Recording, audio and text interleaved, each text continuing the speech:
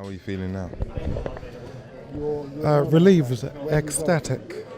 I am so happy because, you know that for the last 2.5 years I've suffered immensely at the hands of saboteurs. And by the grace of God, I've actually come through this.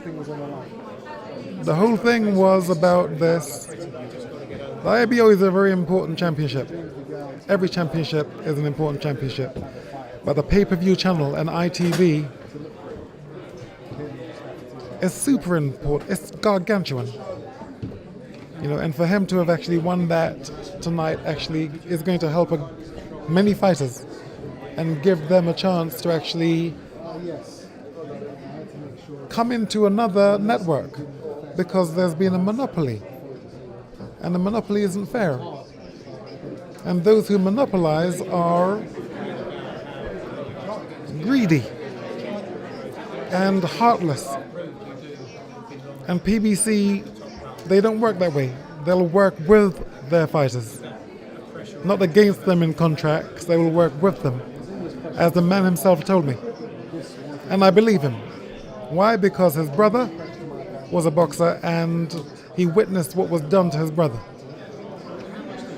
There seems to be a real effort on behalf of PBC to ensure that their fighters are more financially literate than maybe a generation or two ago.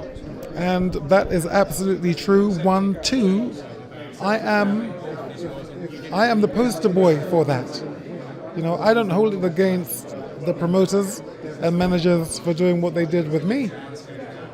All I'm doing is using it to protect not only my son, but all the other sons out there who want to be protected. And if they don't want to work with PBC, at least let us educate you. Nothing wrong with that. And the first education is learn to speak clearly, build your vocabulary. When it comes to the art and the craft of boxing, find me. Even go on my Twitter. You'll find effective tools, a toolbook, which will teach you. So we're here, we're real, and we're alive. ITV Box Office, PBC, we're here. Was this the most nervous you've been since you hung up your own gloves? Absolutely, yeah. I was not as nervous in my career because, I was very cognitive about the art and craft and the process. But this effectively was the last chance for Junior. If he didn't come through this, 2.5 years of work would have gone to dust. He's come through, and we are now going to thrive. And other fighters will benefit from his win tonight. Can you make an assessment at this point of his performance and the improvements that he made since the last fight? Or the last loss, I should say. Is that a win since? I'm not going to go into that. What I would say is, Junior is a good fighter, and he's an aggressive fighter, and he's a dangerous fighter. His boxing is going to be worked on. But as a fighter, if you stand in front of him, the physical aspect of the man is remarkable. And at middleweight, it's going to be telling. Super middleweight, he's fighting these much bigger men. From a fighting point of view, a very entertaining fighter and a very dangerous man. Once Nate helps him with his feet and his jab and his boxing IQ, he could be. No longer will I say, this is going to be the one.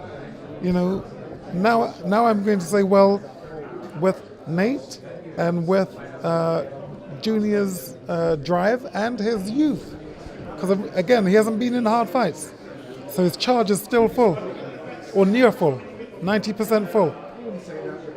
With that, he can learn the art and craft of boxing and couple it with his fighting grit and ability.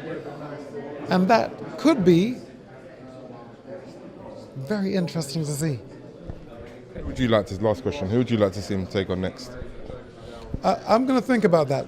All I've been concentrating on is prayer. Yeah, because I needed to pray. Because this was it. You know, there's a lot. I mean, do you know what I've had to go through to actually get to this moment? Not everything, but I'm pretty savvy. Wow. You know, you're working,